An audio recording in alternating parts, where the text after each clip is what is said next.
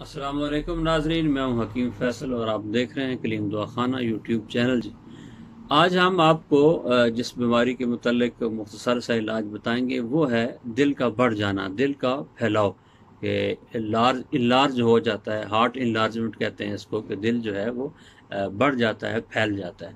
تو یہ بنیادی طور پہ اعصابی مرض ہے۔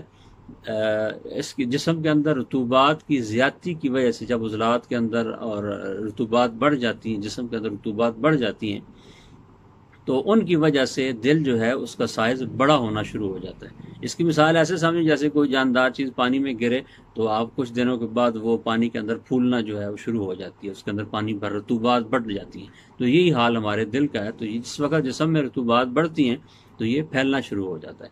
تو اس کا بڑا آسان علاج ہے۔ ایک تو آپ نے زعفران کا کہوہ، ایک چٹکی جو ہے زعفران ہو اور ایک کپ پانی کے اندر اچھی طرح بوائل کریں، میٹھا اور پتی حسب ذائقہ ڈال کے اس کا کہوہ روزانہ پئیں۔